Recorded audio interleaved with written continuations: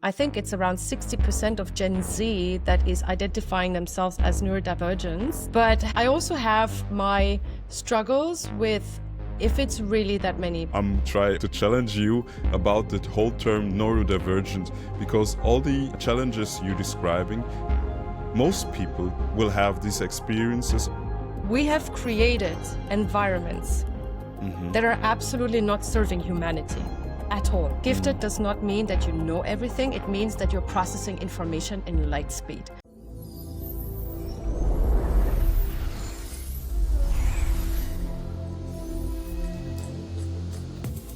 Welcome to the Rethink podcast. Today I have Lisa with me. She's the founder of NeuroMynds. Lisa, introduce yourself. Thank you so much, Rudi, for having me. And I'm Lisa. I've been working in people and culture for 17 years. I started in recruitment, did HR business partnering, then head of HR and organizational development in the last years. And then I had my big crash. I was thinking that we need to change something on the landscape of support of neurodivergence, because I got assessed with ADHD and autism around 5 years ago now. And I realized that I was putting in so much work, so much research in finding the right people to speak to, finding a community, finding resources and information to have better support and understanding myself and my environment. And it was months and even years for fishing all of that together. So I came up with the idea to create a holistic ecosystem for neurodivergence where they just get absolutely everything they need. And I think as a neurodivergent and people that are listening, being neurodivergent, it's needless to say that as a neurodivergent, you really go through a lot in life. You take a lot of detours. You have a lot of experiences that are as well very negative, but they are shaping who you are. And what we want to foster with NeuroMynds is using everything that you experience in your life as a power tool for you to move forward and to create the life that you want. That's amazing. Well summarized. And I immediately have an idea on what you're building. But what I'm super curious about is you mentioned that 4 years ago you had this realization, or you had this diagnosis of ADHD and autism. Can you walk us through, first of all, what it did for you and what changed in that moment when you understood, this is what is my experience, and what led you up to that experience, understanding this is what is going on? This is such an amazing question and a very important one, because it was my best friend that actually had a conversation with me. And she said, Lisa, I just have the official diagnosis now. I have ADHD. And she told me that she went through the process, but I wasn't taking it that serious, if it makes sense, which was a bit odd, because when she told me that she has it, I immediately went for a checkup myself to see what's going on. And that moment of having the psychiatrist telling me that you have ADHD and autism, I was like, oh my God, what do I do? I'm disabled. I have a disease. Bullshit. So I think the first 6 months, I call it the aftermath that you have when you have the diagnosis, because in the medical landscape, you still have a lot of outdated narratives from the 80s, from the 90s. So what changed for me was the fact that I started digging, because I was curious to find out more about what it is from a neuroscientific perspective, from a psychological perspective, but also from a social anthropological perspective, because as a society, we developed in a certain direction, but we rarely take that into consideration because the research and development on neurodivergence is pretty siloed. So all the disciplines are single entities in vertical commas, but I was missing the holistic picture. And I think that was the biggest pain point for me in the beginning, once I was diagnosed, to find all of that out. And then since 1.5, 2 years, I am in my full power and authenticity. And it's a journey that has not been easy at all. It's very painful. You have a lot of grief. You have a lot to work through, but it's absolutely worth it. And I see it as a total strength if you have the right environment. That has changed.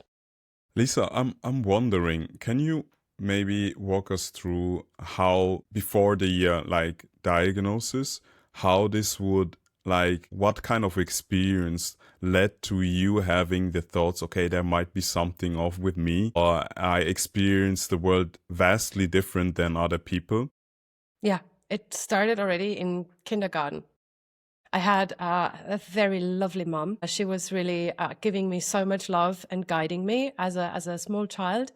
And then when I went to kindergarten, I realized that a lot of things were different. I was tying shoelaces, for example, with the girls that have been 1 or 2 years younger than me.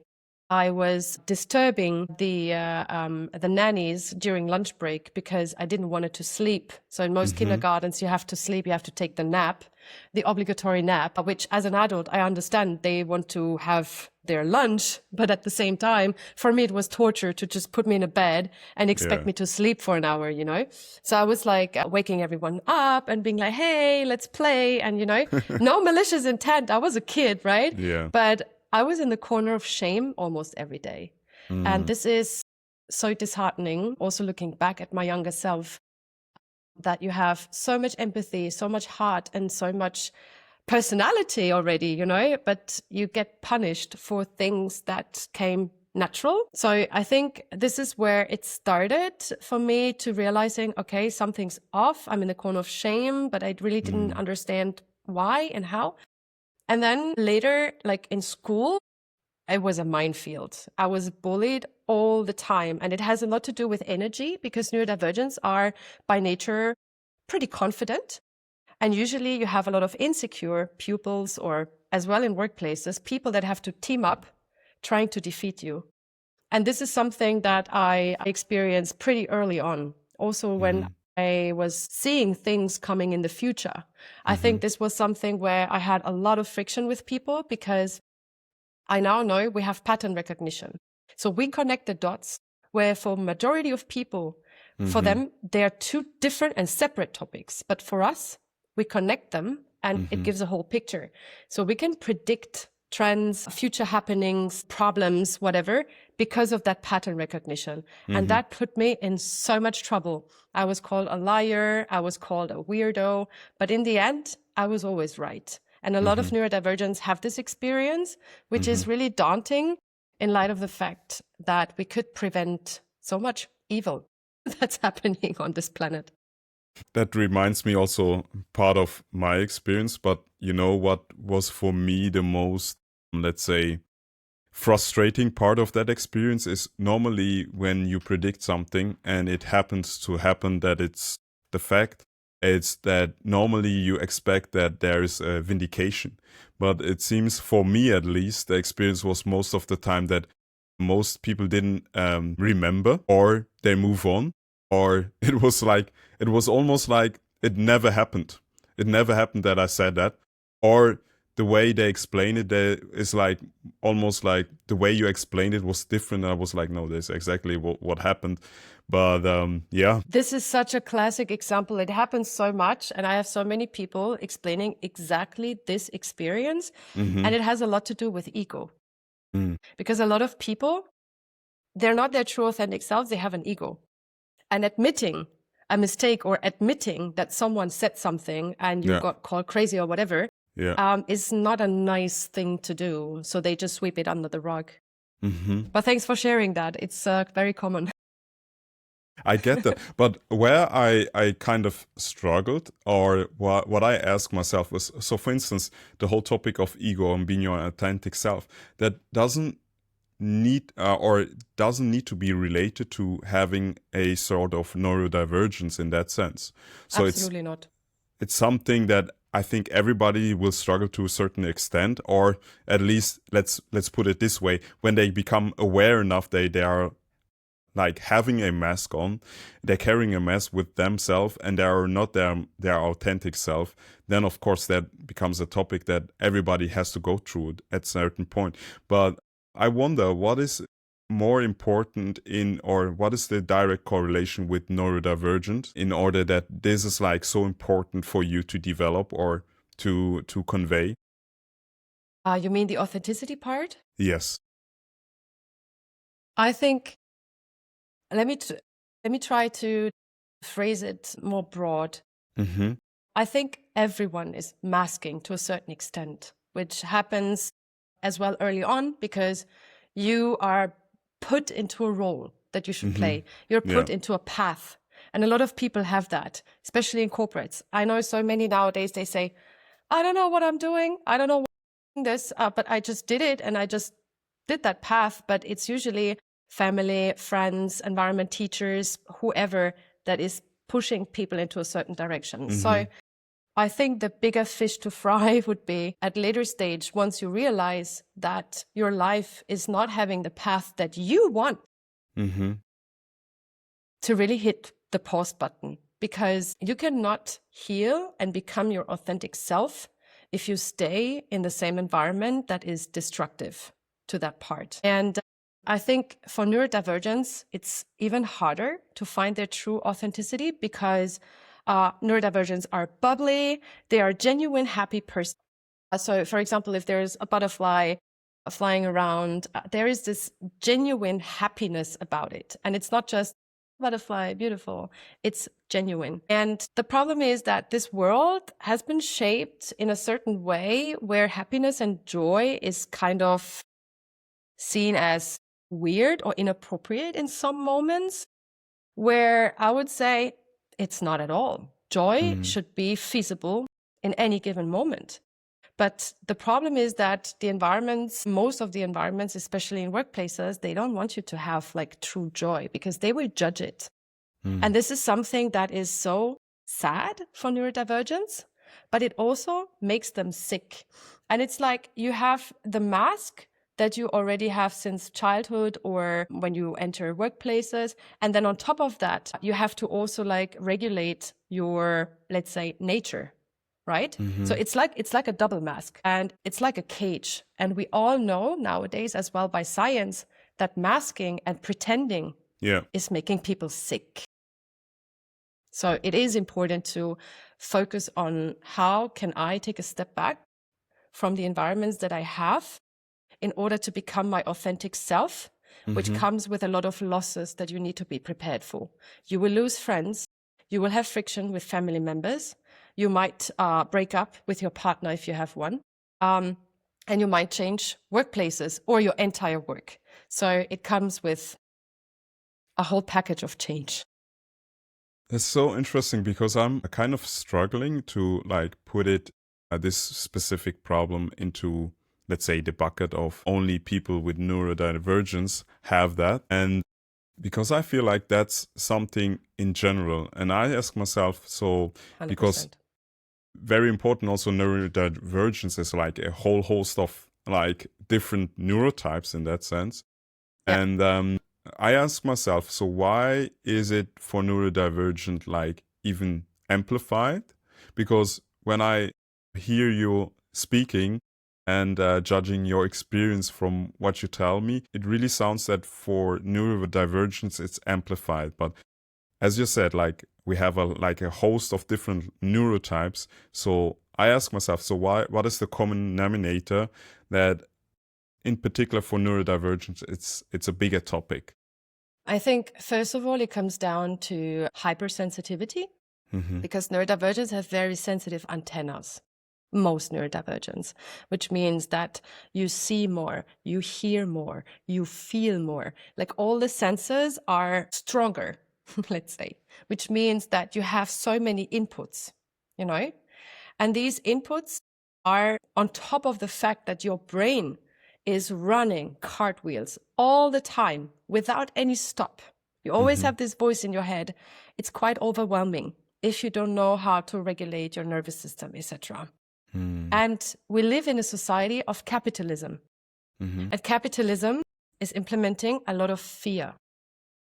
So everything that neurodivergents feel and experience on a daily basis, be it sitting in a tram or in a train, feeling people's emotions around, feeling the fear and anger of other people, is for most neurodivergents like a sponge. So they take it up, which is really hard.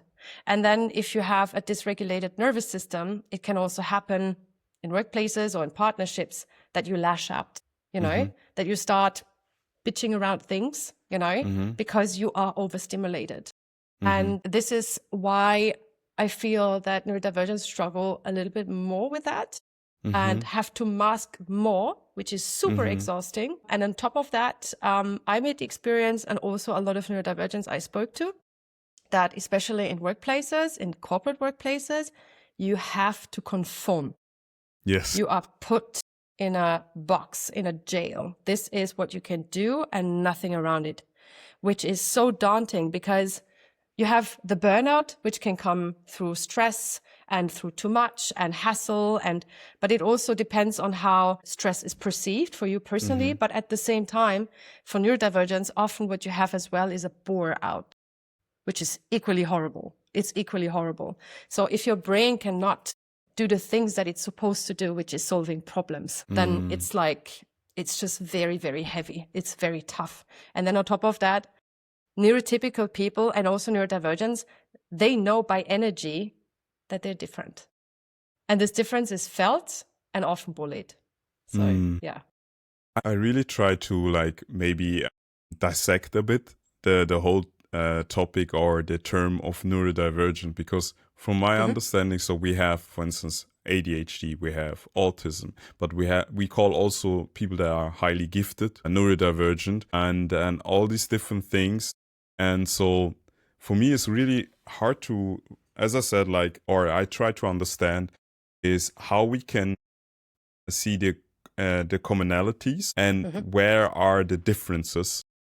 Because one thing that I can clearly see, and I also understand people who are highly sensitive, and most of the time it goes along with gifted, being very gifted, that for instance they feel way more deeply. And this also, I understand also the correlation between the central nervous system.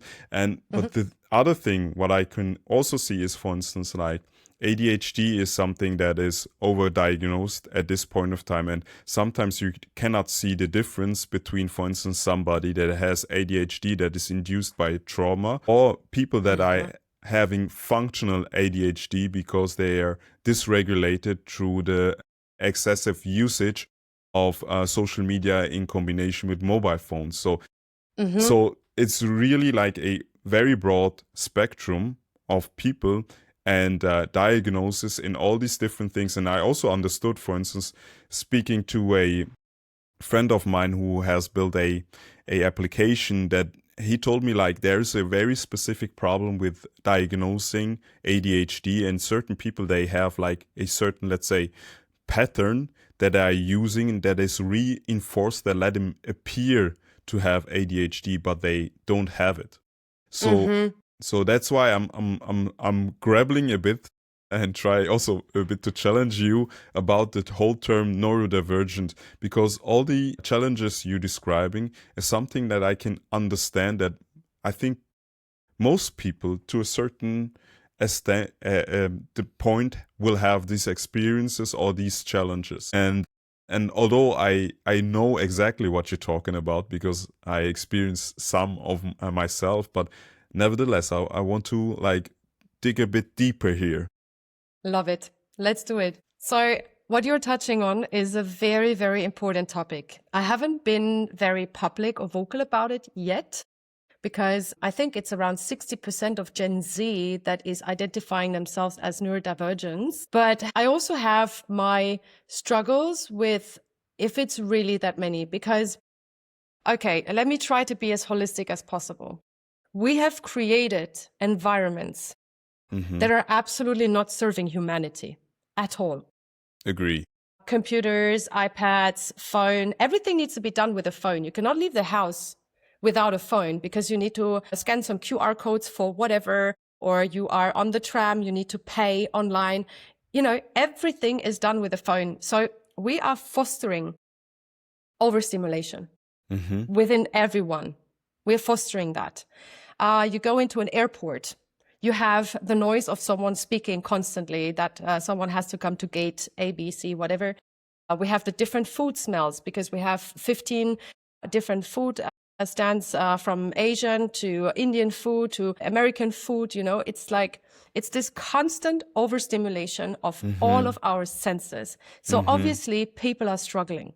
But I have to mention here that neurodivergents do struggle utmost. They I honestly, like, I have nowadays this green lanyard. So on airports, for example, I can skip the queues, etc., because queuing is also something where I really get agitated. And this is my nervous system, also because of the senses that are all activated, like multiple times 1,000. But the distinction between the real neurodivergence and the ones that we created due to environmental factors is a thing that I would like to research a little bit more. Because the original neurodivergence, let's say, they are very often highly intelligent, high IQ people. They are very often gifted. And gifted does not mean that you know everything. It means that you're processing information in light speed. And they are very often capable of recognizing patterns. So those are, I would say, neurodivergence by nature. I don't have better words now. Maybe I have better words in a few weeks. And then you have the ones that are becoming, let's say, not neurodivergent, but overwhelmed with the environment, which I think is a very fine line if they are really neurodivergent, you know, because you have neurodivergent brains by neuroscience, and you have neurodivergence by environmental factors. So I think what you're touching on, the overdiagnosis as well, is really important here. The problem is that most clinicians, they do not work with information just in time. They work with outdated information, outdated frameworks, outdated questions, and they do not take into consideration the environmental factors. Yes. Again, we're speaking about silos. And this is why I'm doing NeuroMynds, to make it holistic and to make it right. So the thing is that if we're diagnosing neurodivergence, the old catalogs don't really work anymore. You know what I mean? Because the environmental factors are not really taken into consideration. The questions are usually very broad. But if someone, as an example, if someone works in an airport, you know, I think they get an easier diagnosis for an ADHD than someone that is working in gardening or something like that. I'm just coming up with stupid examples. But I think, we do have some challenges here. And I also met people that said that they have ADHD, where I really have my question marks. At the same time, obviously, I don't want to discredit anyone's experience, etc. I would never do that. But I definitely do see that we might run into certain issues. But at the same time, the overdiagnosis as well for neurodivergence, especially women that have constantly been overlooked because their neurodivergence is showing differently than in boys, which was easier to diagnose them as kids, but women not. Usually the average neurodivergent ADHD woman, for example, is diagnosed after the age of 30, like myself and many. So I think the diagnostic landscape, at least we have the tools and we have the knowledge now to diagnose it more. That's so fascinating what you touched in too, because I just recently spoke with Mark, and he's a counselor for highly gifted people. And one thing that he particularly touches on, and it's interesting because you're echoing something that is very similar to that, is that he said, like, if we are able to solve the problems that gifted people have, that everybody else will be also well off.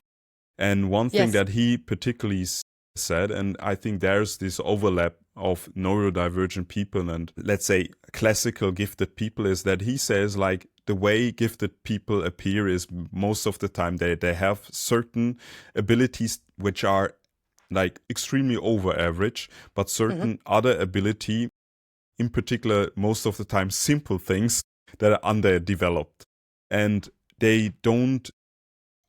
it's not really clear that they are like gifted because they can compensate a lot of things because of their giftedness, their abilities with like the simple task, but in some point in their life they will struggle. They hit the ceiling because it's almost like their potential will not materialize. And then we touched upon, in particular, he calls it one of the most or the biggest challenge is the executive function most of the time is not fully developed because they were so gifted, they had not have the ability to create or the same muscles in creating an executive function because everything was easy for them at some point. And one other point is also what you described is that they are challenged and they need to, let's say, understand or learn to mobilize their emotions in order to get them to do certain things, because they see through people, they see through hidden, let's say, hidden agendas and all these different things. So that's why they seem to not work particularly well in certain environments, in particular like the systems that we have built. And I agree with you to 100% that now we are at this point that we fucked up everybody literally. Now you can see it as also, let's say, Gen Z as appearing like 60% of being neurodivergent, but now we cannot look away. So we have to fix it. Yes. Thank you so much for saying that. First of all, I want to say that my future vision of neurodivergence is that we don't even have to talk about it anymore. I'm giving an example of gay people, the gay community. In the 60s, it was still discussed as a disease. Yeah. And it took them so much work and so much advocacy and agency to get to the point where it's just being seen as something normal. Yeah. And in nature, it is normal. And also having cognitive diversity in nature is normal. Yeah. So there's nothing wrong with it. And the thing is that with the giftedness, I mean, I have exactly the same thing. I see through people's bullshit immediately. And this is scary for a lot of narcissists, manipulators, etc. They feel deeply uncomfortable just when I enter the room because I own my confidence now, which I haven't in the past. But you are so powerful once you know that, because you can defeat them, their systems, they're malicious, they're evil. You can defeat that. You can find ways to keep everyone safe. And this was the original intent of the neurodivergent brain development, because back in the days, we lived in tribes. And how can you keep the tribes safe? You know, you need to have this ability to keep others safe. So I see it as a huge advantage to have these abilities. And what if we do not have to even look at what is more developed, what is less developed, and what not, and blah, blah, blah. Because also in workplaces or in everything we have, we do, it's like we're trying to judge people's abilities. Maybe in this area, you could do a certification or training. What if the person doesn't want to do that? What if the person is just not talented in that area? It doesn't matter, because at the end of the day, everyone has different strengths and different talents. And I think in workplaces, we definitely have to skip that garbage of trying to improve areas that are not going well with someone. Just find a different role for them. Just find different tasks or different problems they can solve or whatever. I think we should focus solely on the strength of people, and also the whole job description landscape when companies are advertising jobs, etc. I have a feeling that nowadays they're looking for the 100%, but they do not understand from a socioeconomic perspective that people will be bored if they come in and they know everything. It's boring. And only if you have the first 3 to 6 months where you get to know the company and new people, etc. The novelty is worn off in no time. So basically, instead of asking for this 100%, ask yourself, what are the key challenges, the key problems that you have? Or if it's operational, what are the exact processes? Focus on that and have a person that can do this very good. And don't force them to improve something here and there. Because again, this is as well fostering fear. Because if you're telling someone on a constant basis, oh, you need to improve here, you need to improve there, it means that you're constantly pushing against what they're naturally good at. You know, it doesn't make sense. And also, if I look at our economy, that is really questionable right now. I see that we have to change something, definitely, and I am here for it. Do you want to go deeper on that one? Because one thing that I always hear when you speak is, and I agree with you totally, but the question is how we solve it.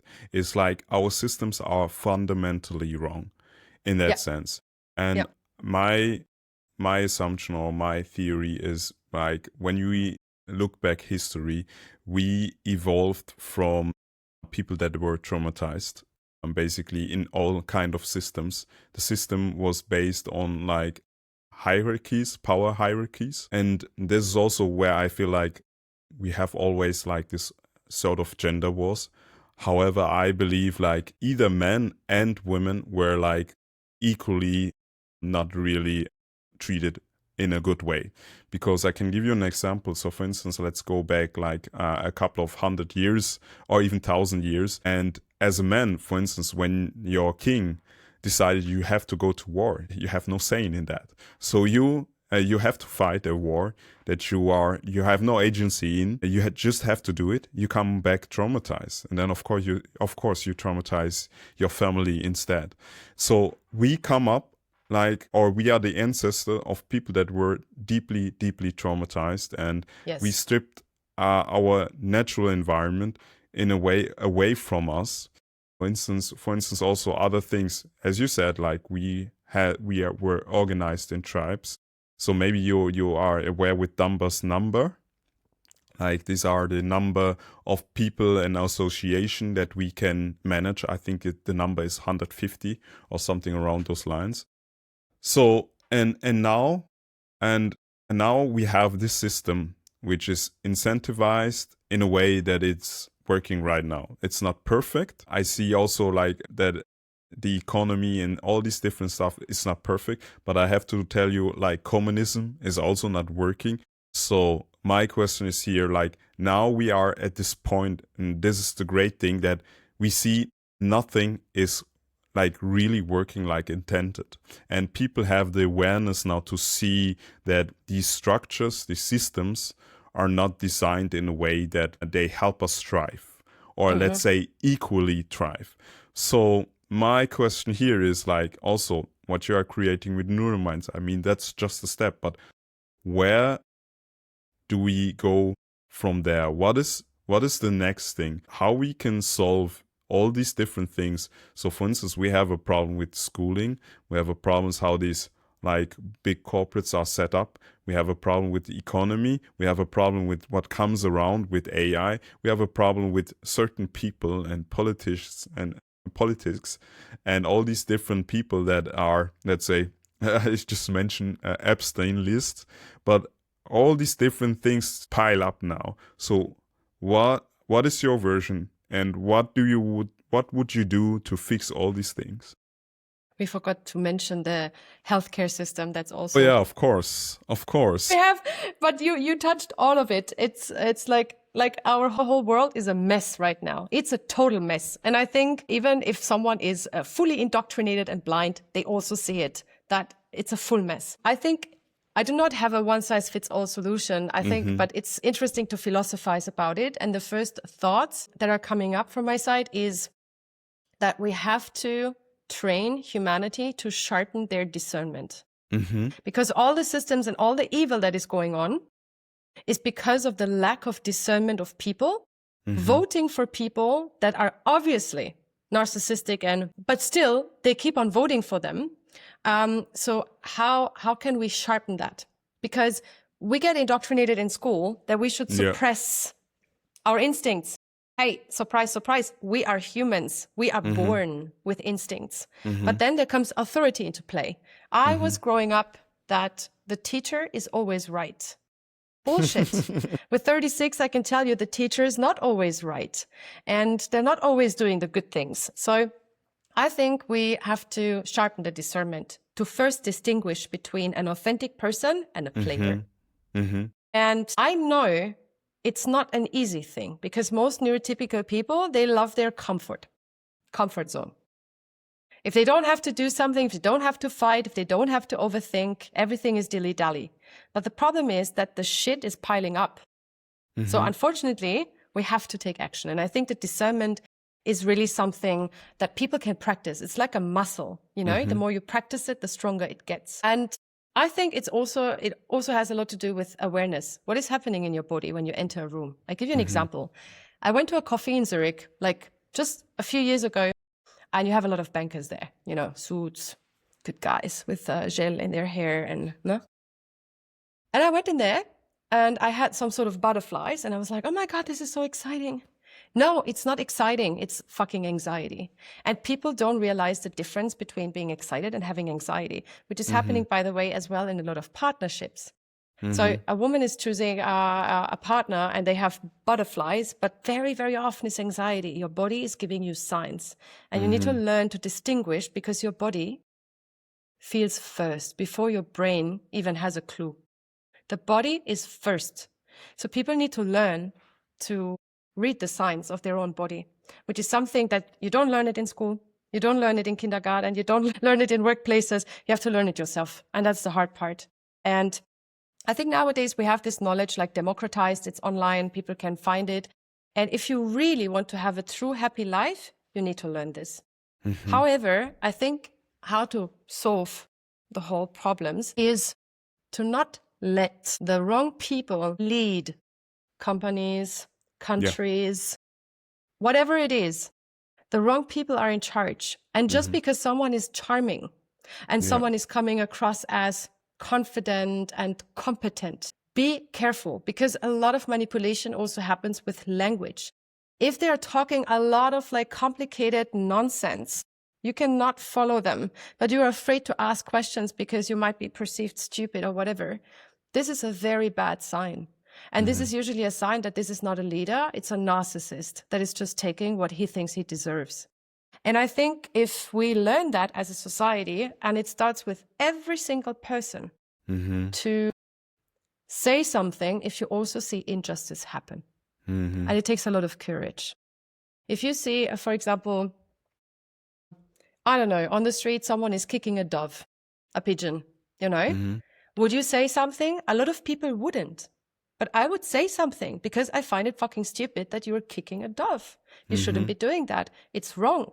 And these are, let's say, very, very basic morals, ethics, and values that you can carry as a human being to say something. And in tribes back in the days, if you had 150 good people and you had one asshole that was trying to fuck over the tribe, he was out. And that meant dying. Because if you have no community, you have no food, you have no one that's taking care of you, it's gone. You're done. And I think that we have to slightly get back to that stage where the evil is being kicked out from the tribes, is being kicked out from the communities and society. This is where we have to get to. And this is not an easy feat.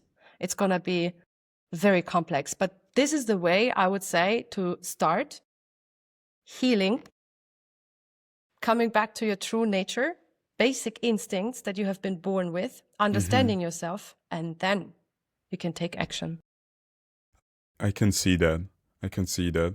But one thing in particular, what you mentioned is to get to this bodily awareness, one must start regulate your emotions or regulate your nervous system first. And funny enough, this is was one of my like major breakthroughs when I starting to regulate my nervous system, because our nervous system, we got it from our parents, and most of the time, like based on what age they are and all these different things, they probably have also a certain generational trauma that they are carrying. So that's the first thing. So we have to get ownership of our central nervous system, first of all, that we also, we are not in suppression anymore of like these bodily sensations. But also see that with discernment. And this is also where I feel like it's getting way better. There's a lot of discernment, or more discernment than before. But also coming back to incentives. So for instance, I can give you one specific example. So I have a son, he's 13 years old. And the good thing is that he tells me right away, and he understands very clearly that teachers are not always right about things. And one particular thing he told me a couple of times, that how she was always like judging, for instance, Trump. And I was like, okay, I have also my opinion about Trump, but I think it's totally wrong for a teacher to discuss a topic or to blame somebody and give your own opinion about something and let it appear at something that is a fact. That's wrong. Even if the person is wrong in that sense or whatever it is, that's already something. But for me, it's like, as you said, like the school system will not change because the incentive is not there. Because when you want to change the school system, for instance, you have to discuss it with the politicians to change that, because they are just following the curriculum. And when there's no incentive in state level ownership to have like a 50-year plan and think about it, people abilities are in need for the next 50 years, there will be no change in the curriculum. So, and this is the things that we are still struggling with. So I agree with you, like foster and discernment, but how you do it, in particular, for instance, when you have children, how do you do that to foster that? I think, yeah, this is such an important topic. And I'm working at the moment with Natasha from Belief on a program for schools, for teachers, and also for the pupils, but also the parents, to learn about neurodivergence, etc. And it will slightly be tied and connected to that topic as well. You touched a few topics, so let me go back to what you said earlier. That my idea is that we should foster having different opinions, because friction is what creates evolvement in society. And only friction will be possible to make the necessary changes and adaptations, but also to foster the reflection in the other person. If you're right or wrong doesn't matter, because most of the times opinions are opinions. There is no right or wrong, right? So if someone has an opinion, I personally feel it's important to share it, but it also depends on what is the setting, what is the frame. With children, it's complicated, I would say. It's very delicate, but at the same time, from a societal perspective, I think it's very important that we have the different opinions and that we share them and that we have a little fight. But then after that, we just hug each other and everything is fine. I think this is where we have to get to. I think the school system itself, if I would have kids, and this is not a tip that I'm trying to give here, this is just my opinion. If I would have kids, I would never send them to a regular school. Never. There is a lot of, if you look at the history books, for example, who was writing the history? The winners, always. Yeah. And the thing is that, exactly, the thing is, what is right? What is wrong? What is the truth? And what is a created narrative? Yeah. Yes. That's the bigger problem. So as well, I just make a short side quest as well. When companies or people say, "Oh, I'm an award winner. We have awards. We have been awarded." And blah. I'm like, I don't give about your award, because who is the person behind? Who is creating the criteria for the award? Yes. Who is benefiting from the award? Fuck all of that. Like, I personally don't believe in that at all. That's why I'm not like jumping on board for awards when people are asking me. No. And the same is with the school system. Who is benefiting from what?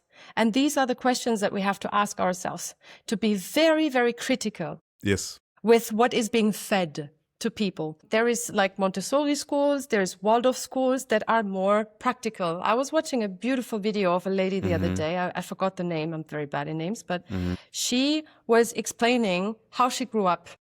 So in school, they had pottery class. They have been learning how to actually grow their own fruits and vegetables. Yeah. That's a key skill for survival. Yes. It's a key skill.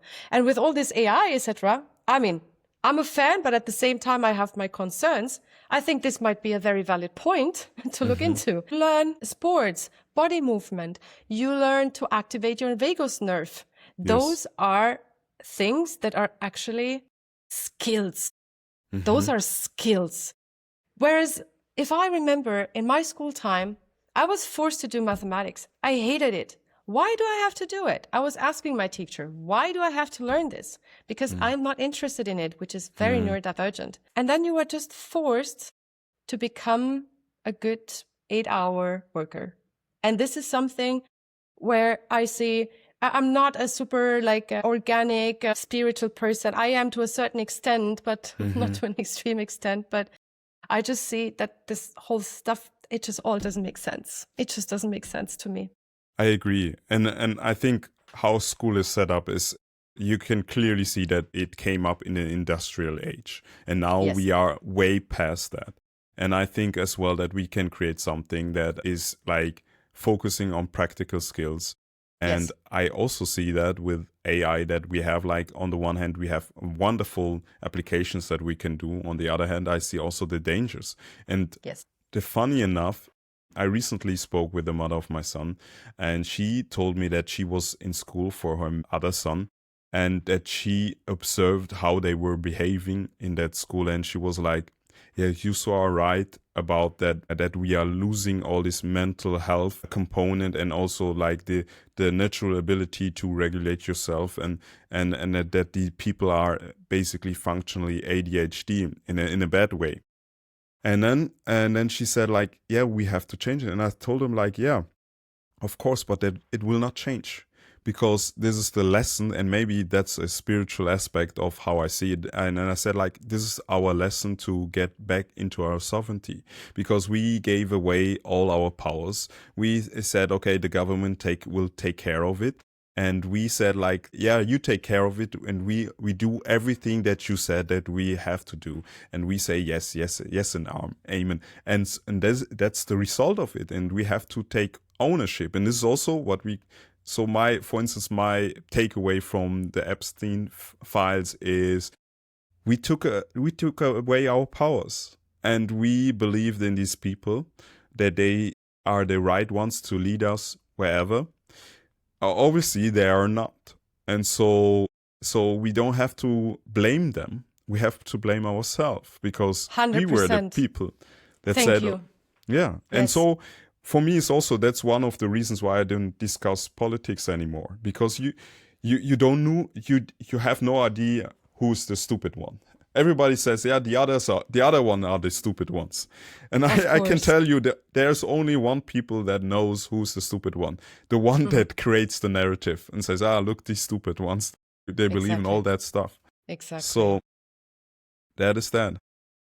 What you're touching on, like with the Epstein files, I have to say that for me, mentally was really a double fuck, because it was not that I believed in these people. I never did.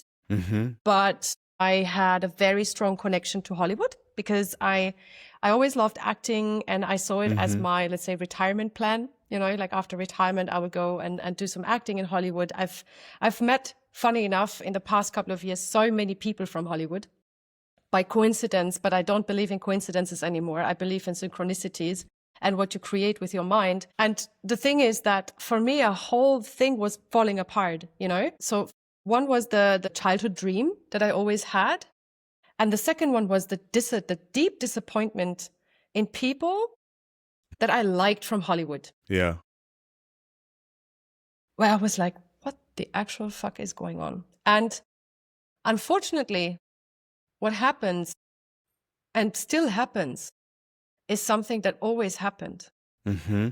But we can only fix this with every single individual person on this planet connecting with their values, morals, and ethics, and saying something. I'll give you an example. The other day, I was walking my dog, and I saw an old man with a small girl. She was maybe like 6 or 7.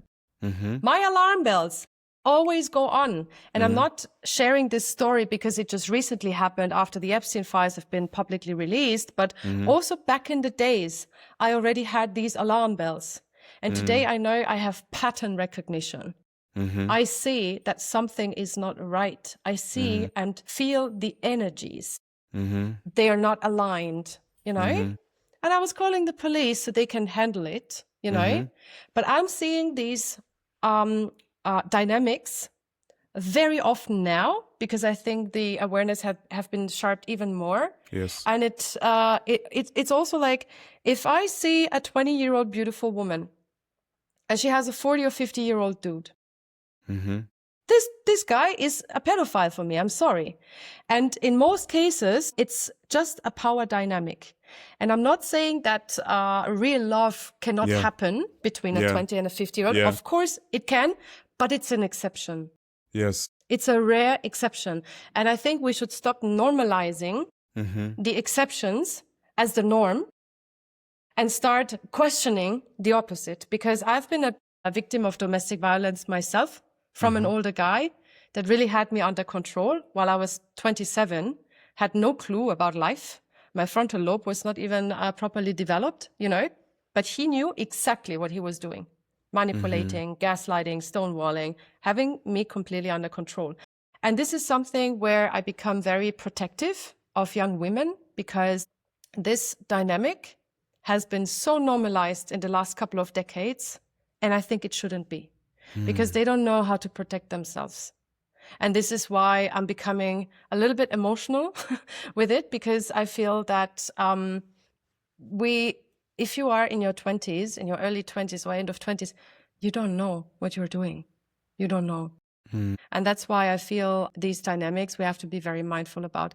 And also, again, here, the discernment, right? What do you see? Do you see real love? Or do you see someone that is controlling someone else, And I can see that nowadays, but I can tell you it's very rare. And the same applies to, for example, there was this German celebrity, Colleen Fernandez. I don't know if you saw it in the news. She was basically raped online by AI, done by her husband. Her husband has been creating deepfakes and stuff with her and selling it to his mates, to his homies, And honestly, these kind of things are happening so often. And we have the Unschuldsvermutung. I don't know how to say that in English. It's like... What is it? So someone is being accused, right? But you shouldn't accuse him yet because it's not proven yet. Proven until proven guilty. Innocent until proven guilty. Proven guilty. Yes, exactly. This is actually protecting only the perpetrators. It's protecting only the perpetrators, because only 2% of cases that are being reported are lies.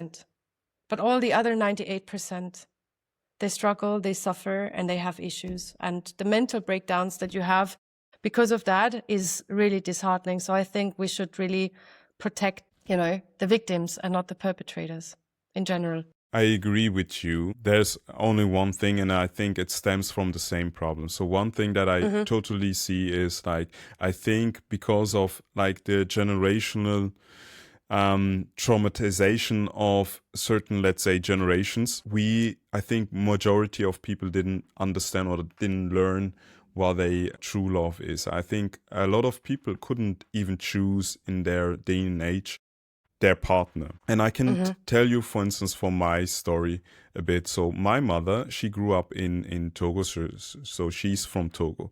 And her father, he was a physician, and he was one of the first Africans that studied in France. And he had 4 wives. So 4 different families competing for resources. And my mother decided that she will never marry never be with a black man. And that's why my father was white. However, the trauma my mother held was passed to me that I never witnessed my mother respecting a man in her life. Never. What I always saw is no matter the reason, when a woman doesn't want to be with you, she will not communicate, she's gone in the next session, and you will have no idea about that.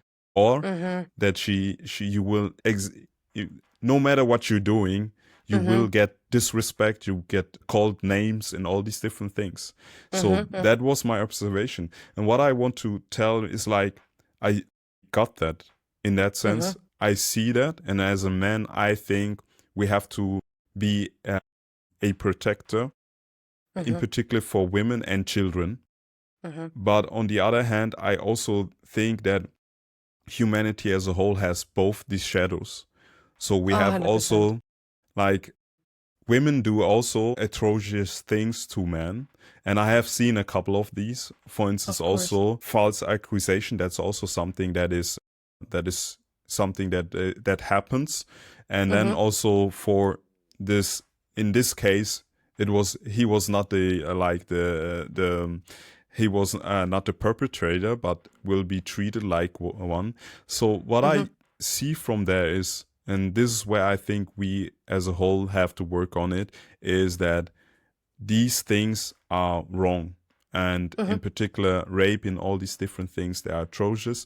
And this is the collective shadow of humanity.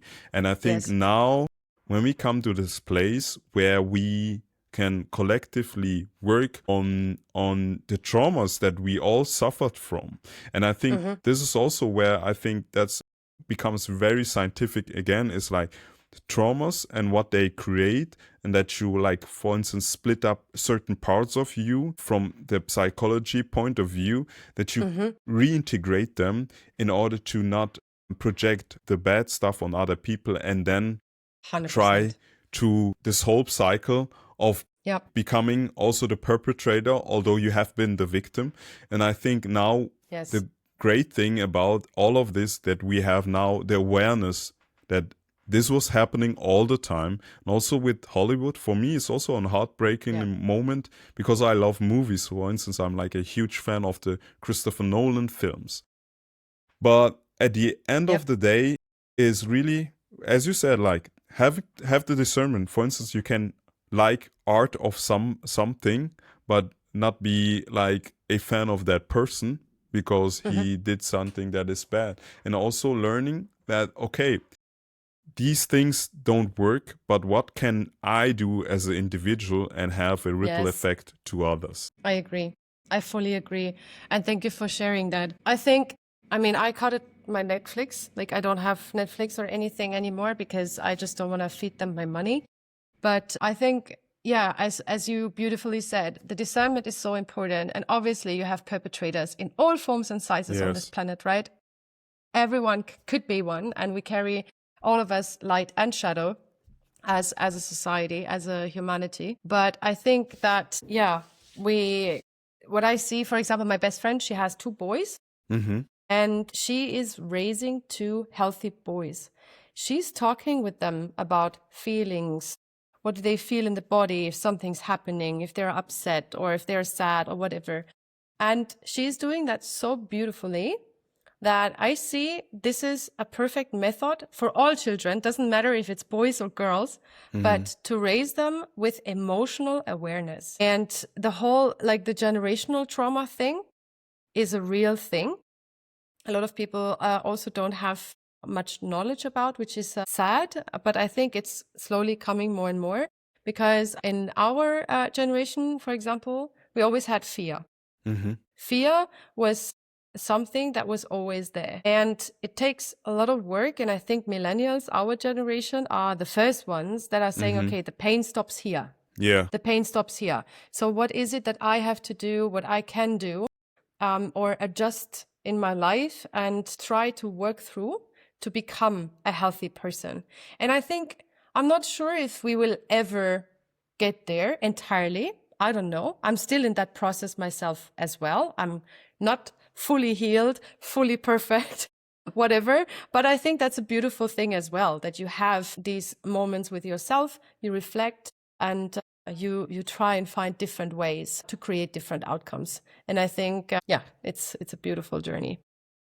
It is. It's truly, as I said, like, you're totally right on that. And I think when you can see yourself, how you changed from let's say 5 years ago to now, for instance, I think it's great to see that. In particular, if you can integrate all these parts that were lost in a way growing up, because you have to put your mask on, and if you can let it go, it frees a lot of energy. Absolutely. And stepping into that power is really great, because I also say with NeuroMynds that I have so many people approaching me. Sometimes they said, maybe you should be a coach yourself as well, but I don't want to do that. I can't. But I think that, with the whole, let's say, holistic approach that can be applicable to everyone, doesn't matter if neurodivergent or not, but a holistic approach to health inside and outside is so important to foster happiness. And the more happy you are, the better your discernment is, the more you're regulated, etc. It's like a whole cycle. It's very complex, but it's definitely possible. Yeah, I can clearly see that. And it's so funny now, after our discussion, I really have like the sense of a clear understanding of what NeuroMynds is and why it's shaped as a community than rather just like your next application. Yes, absolutely. I think people, they want to learn, or they should learn about ADHD, autism, and also the comorbidities that come with it, because a lot of neurodivergents also get sick throughout their life. They develop autoimmune diseases, is very common, thyroid issues, etc. So I think it's important to understand what impact your environment has on you, how you can create your environment, that it comes with grief and loss. It's part of the journey, but that you can actually, kind of heal yourself. Also, when you have comorbidities, to be in your full power and to be, happy and healthy person. That's the goal. I love that. That's a great summarization of what we discussed. I have one more question. So, is there something in particular you want to share that is dear to your heart and you think this is something everybody should know and was not discussed yet?